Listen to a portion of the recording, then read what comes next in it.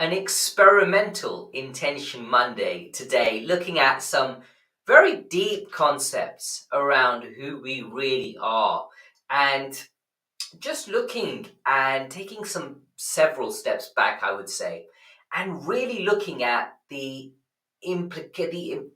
way society potentially has imposed certain beliefs on us. So this Intention Monday is called Timeless Principles, Unveiling Our Infinite Essence.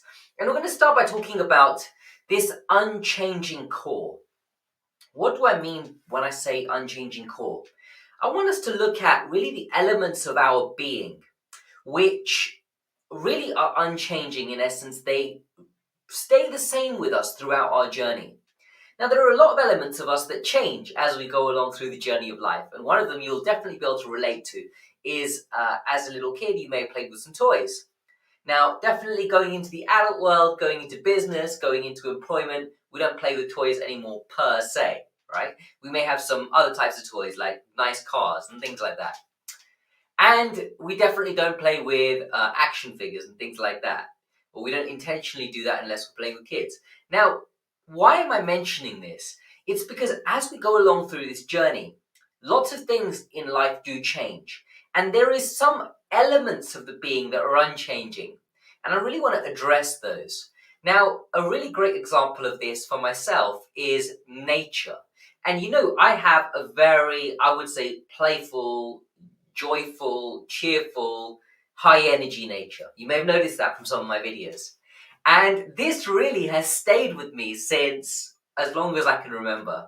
I've always been this character that likes to make things a little bit playful, right? Likes to have fun with things. And I think that's really aided me inside of my journey inside professional level selling as well. Because when you can just be that little bit playful, it really aids that whole sales process by making it not so serious. And that's always stayed with me. And you may be able to think about elements of, things that you've come across that you really love. And so I was in a group meeting a few weeks back, and we're talking about someone who really loves art and who loves drawing.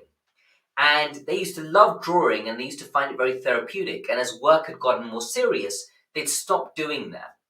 And today on Intention Monday, what I really want us to visit is this idea of, hey, are there elements of our being that we're suppressing because we have it that we don't have enough time, or we don't have the resources, or we just don't have the freedom to do so? And are those really just reasons which are stopping us from getting results ultimately? I want us to look at that because this gentleman who shared that he loved to do drawing, he said that he started doing that. He felt very therapeutic, and instead of journaling, he would draw. And then what happened is he went throughout time and throughout business, and life got in the way and stopped drawing. And so he made a commitment that he was going to go back to that.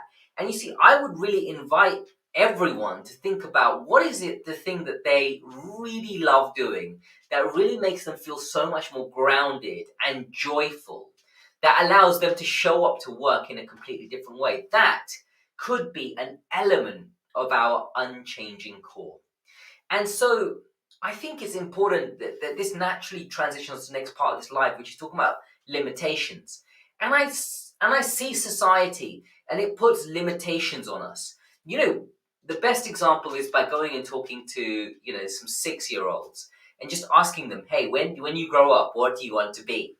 And, they're going to give you all these things. I want to be a doctor. I want to be an astronaut. I want to be, a fire engine driver or whatever it is, right? Like they have all of this. It's unlimited. Literally, there are no limitations that are imposed at this level at our being at that age.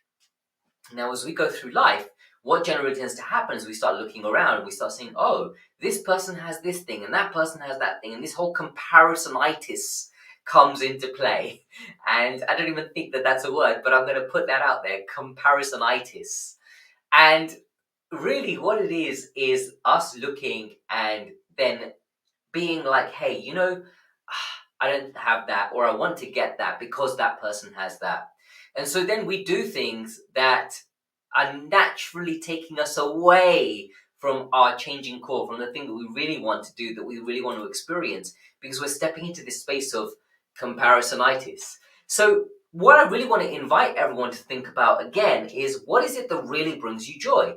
What is it that you can bring to the table this week, that you can do, an activity? It doesn't have to be a big thing, that you could do that just gives you that element of joy. And I'll tell you, for me, undoubtedly, it's being on the tennis court. Right now, it's being on the tennis court or being in the martial arts studio. If you give me either of those two things to do, I am going to be very happy. So that's really it, right? It's just, what is it that gives you that thing? And that's what I really want us to look at for this week. I want us to have a real check-in. And you may argue, well, you're not sure what that thing is for you, you don't know, you're not 100%, or it could be this or it could be that. And my invitation would be, go and test something out. Go and do something that really has you experience that level of joy.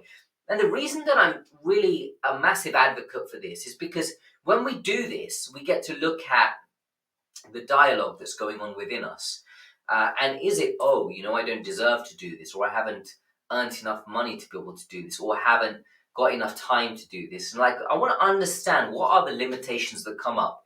And the reason that I want to do that is because if we're really wanting to, unveil this inner, deep, infinite essence, we really want to first get an awareness on what it is that the mind comes up in terms of excuses. So one of those things is definitely going to be, I don't have maybe the resources to do this, I don't have the time, the freedom, the energy, whatever it is. Let's track what those all look like.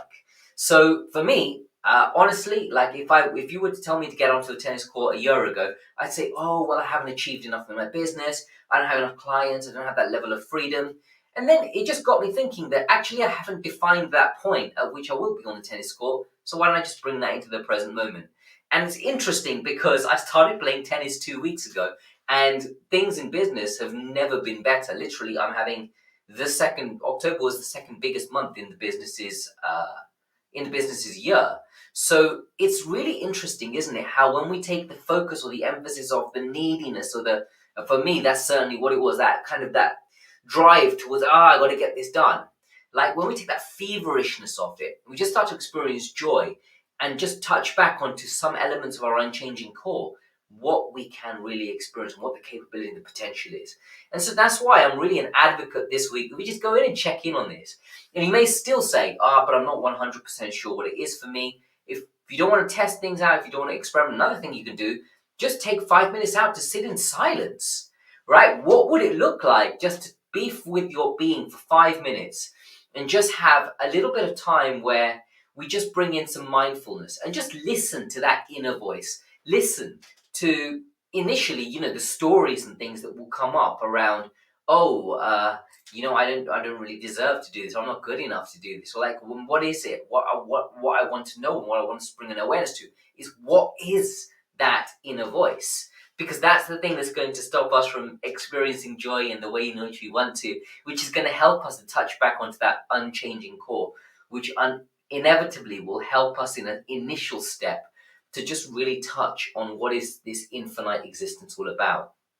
And I just want it to be powerful. I want you to experience what that can be like. If we look at characters from history, they were really just people who had a stand. They had connected to a deeper purpose, and they went beyond these limitations. So look at Mahatma Gandhi, for example, and the stand that he was for India. He took up an ideal and he stood to it until he could see it through all the way.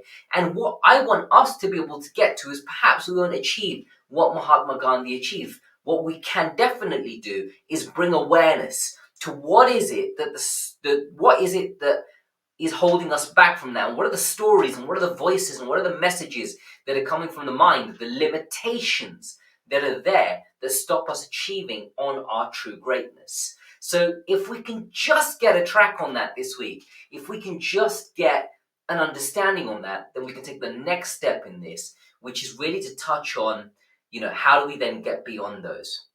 What I want us to really get is that the true nature of our being is that we are unlimited. You may have heard that question which says, If you were to take on anything you wanted and you knew you wouldn't fail, what would you take on?